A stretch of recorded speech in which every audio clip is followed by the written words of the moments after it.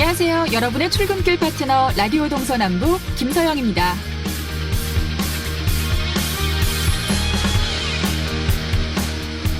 철원과 양구의 인구가 급속히 줄고 있습니다. 행정안전부 인구 통계 자료에 따르면 철원군 인구는 지난해 말과 비교해 무려 796명이나 줄어 11월 말 기준 45,600여 명이 됐습니다. 양구는 지난 5개월 동안 413명이 감소해 이제 23,000명 선까지 무너졌죠. 아마도 국방개혁으로 인해 지역이 두둔하던 군인의 수가 줄며 인구 감소로 이어지고 있는 것 같습니다. 아직 군병력이 지역을 떠나지 않은 화천이나 인제, 고성의 인구엔 큰 변동이 없는 것도 그런 이유 때문인데요. 실제 육군 2사단이 해체돼 병사들이 타 지역으로 빠져나간 양구에서는 PC방, 카페, 치킨, 피자점의 매출 하락이 현실로 나타나고 있습니다. 또 문을 닫는 상가와 임대 표지판이 부착된 상가가 생겨나는 등 지역 상권의 침체가 피부에 와닿습니다. 국방개혁 2.0이 마무리되면 강원도 접경 지역에서 줄어드는 병사의 수는 무려 25,900여 명. 상상만 해오던 지역 소멸을 진짜 보게 될지도 모르겠습니다. 이젠 폐광지역 지원개발에 관한 특별법 수준의 접경지역 회생특별법 제정과 남북관계 개선에 따른 경제교류 활성화를 가장 시급한 과제로 삼아야겠습니다. 12월 11일 수요일 라디오 동서남북 지금부터 시작합니다.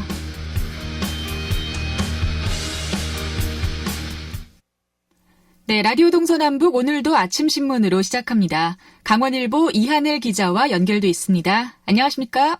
네, 안녕하세요. 네, 오늘 첫 번째 소식 들어보겠습니다. 내년 제21대 국회의원 선거를 앞두고 강원도 지역구 의석이 줄어드는 것 아니냐 이런 불안감이 컸었는데요. 언제쯤 윤곽이 나올까요? 네, 이르면 내일쯤에 강원도 국회의석의 운명이 판가름 나게 됩니다. 더불어민주당과 바른미래당 그리고 정의당, 민주평화당, 대한신당으로 구성된 여야 협의체는 어제 회동을 갖고 선거구 획정을 위한 인구 기준을 선거일 전 3년 평균으로 설정하는 방안에 대해서 잠정 합의했는데요. 지역구와 비례 의석 비율은 250대 50입니다. 현행 공직선거법에서 선거일 전 15개월이 속하는 달의 말일로 명시되어 있는 인구 기준일을 바꿔서 농어촌 지역구 통폐합을 막겠다는 뜻인데요.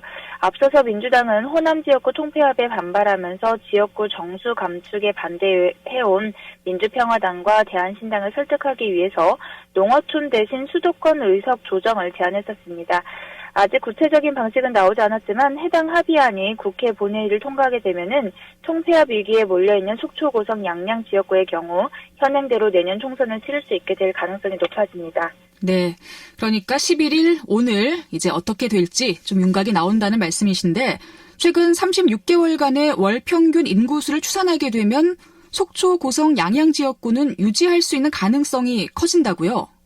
네, 2016년 12월부터 지난달 말까지 최근 36개월간의 월 평균 인구수를 토대로 잠정 추산한 결과 인구 하한선은 13만 4,500명, 상한선은 26만 9천 명인데요.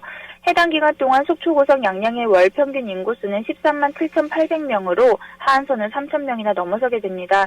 28만 438명으로 상한선을 넘게 되는 춘천이 분구 대상이 되는 다른 자치단체와의 경쟁에서 밀려서 분구에 실패하더라도 현행 강원도 지역구 8석은 그대로 유지할 수 있는 셈입니다. 네.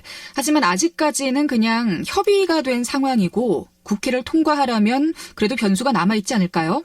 네, 맞습니다. 제1야당인 자유한국당을 뺀 협의체 차원에서 진행된 합의인데다가 석패율제나 연동률 등 정당 간의 쟁점들이 완벽하게 해결되지는 않았습니다. 또 한국당이 협상에 나서거나 정의당이 연동률에 반발할 경우 기존 합의가 뒤집어질 가능성도 있다는 것인데요.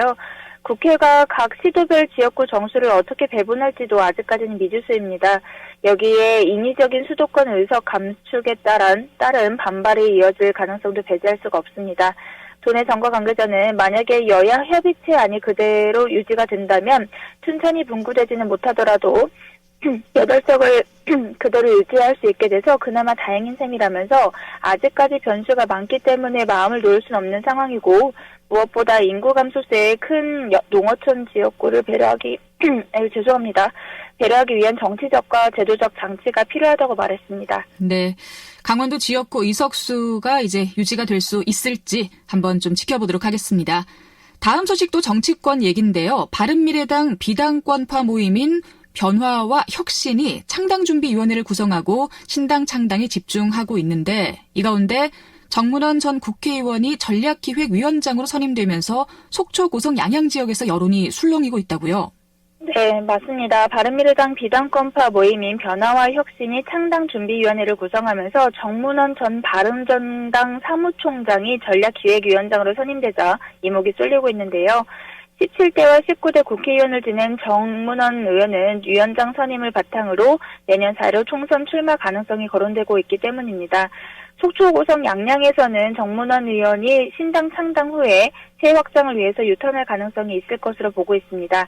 만약에 정문원 전 의원이 이 지역에서 출마를 결심할 경우 2016년 4월 13일 총선에서 자유한국당 이양수 의원과 공천 경쟁을 벌였던 만큼 리턴 매치가 성사될 것으로 보이고 있습니다. 네, 아무래도 선거 판도에 영향을 줄 수 있기 때문에 정문원 전 의원의 거취에 또 관심이 집중될 수밖에 없는데요.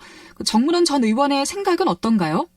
네, 이와 관련해서 통화한 결과 정문원 전 의원은 현재는 내년 1월쯤에 출범하는 신당 창당과 또 내년 총선을 앞두고 전국적인 지지도를 높이는 데 집중할 것이라고 말을 했는데요.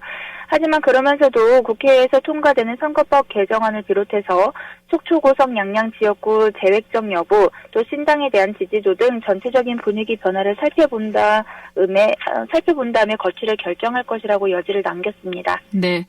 자, 아침신문 마지막 소식은 강원도의회 소식 한번 들어보겠습니다. 강원도교육청 내년도 예산에 대한 강원도의회 예결특위 심의가 어제 있었는데요. 2020년도에 설립 계획을 세운 강릉의 홍제 유치원을 두고서 추진 방식에 대한 문제가 제기됐다고요?